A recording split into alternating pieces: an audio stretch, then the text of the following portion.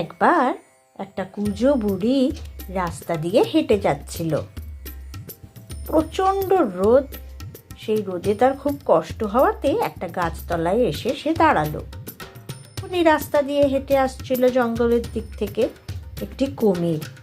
সে বলতে লাগলো, অনেক দিন কিছু খাইনি, মানুষের গন্ধ পাচ্ছি যেন। সে গাছতলায় বুড়িকে দেখতে পেয়ে দারুণ খুশি হলো। চলে গেল বুড়ির কাছে।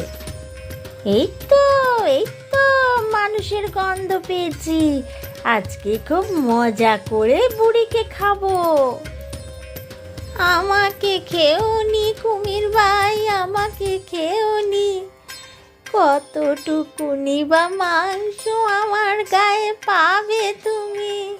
আমি বুড়ি হয়ে গেছি, আমাকে ছেড়ে দাও। ঠিক তখনই সেই রাস্তা দিয়ে আসছিল গোপাল। গোপাল দূর থেকে কুঁজো বুড়ি আর কুমিরের সব কথা শুনতে পাচ্ছিল এবং সে আশেপাশের লোকজনকে চিৎকার করে ডাকতে লাগলো যদি বুড়িকে বাঁচানো যায়।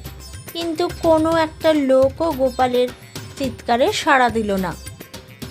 প্রথমে গোপাল কুমিরকে একটু শান্ত মাথাতেই বোঝাতে চেষ্টা করলো যে কুঁজো বুড়িকে ছেড়ে দিতে, যেন ওকে না খায়। কিন্তু কুমির কোনো কথা না শোনাতে গোপাল তখন কুমিরকে মারধর করতে শুরু করলো।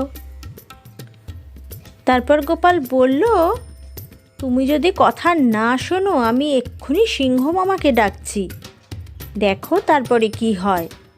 এই কথা শুনে কুমির গেল ভয় পেয়ে। তখন সে আস্তে আস্তে সেই জায়গা থেকে চলে গেল। বুড়িও প্রাণে বেঁচে গেল।